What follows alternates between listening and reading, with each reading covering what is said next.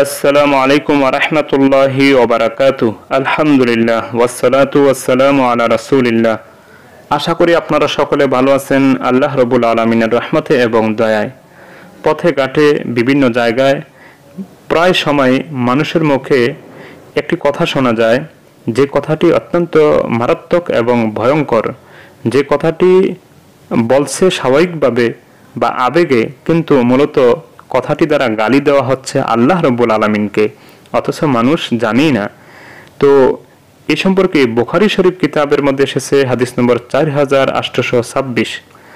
হাদিসটি আবু হুরায়রা রাদিয়াল্লাহু আনহু থেকে বর্ণিত। তিনি বলেন, রাসূলুল্লাহ সাল্লাল্লাহু আলাইহি ওয়াসাল্লাম ফরমায়েছেন, ক্বাল আল্লাহু আযজা ওয়া জাল্লা ইউযিনি ইবনু আদম ইয়াসুব্বুদ দাহরা ওয়া আনা আদ-দাহরু বিয়াদিল আমরু উকাল্লিবুল লাইলা ওয়ান নাহার।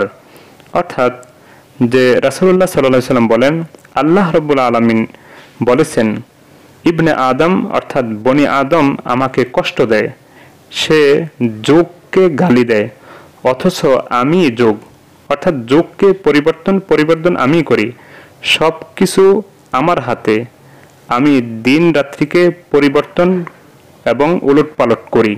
তো সুপ্রিয় দর্শক, যুগ খারাপ হয়ে গিয়েছে, জামানা খারাপ হয়ে গিয়েছে, এখনকার দিনে খারাপ, এই কথাটি বলা মারাত্মক গুনাহ, মূলত আল্লাহকে গালি দেওয়া।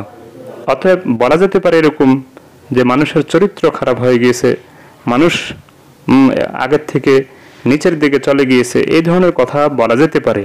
কিন্তু যুগ খারাপ হয়ে গিয়েছে, যুগ তো একরকমই, যুগের পরিবর্তন আল্লাহ রাব্বুল আলামিন করেন। অতএব যুগকে গালি দেওয়া, জামানাকে গালি দেওয়া, খারাপ হয়ে গেছে বলা মানে আল্লাহকে গালি দেওয়ার শামিল।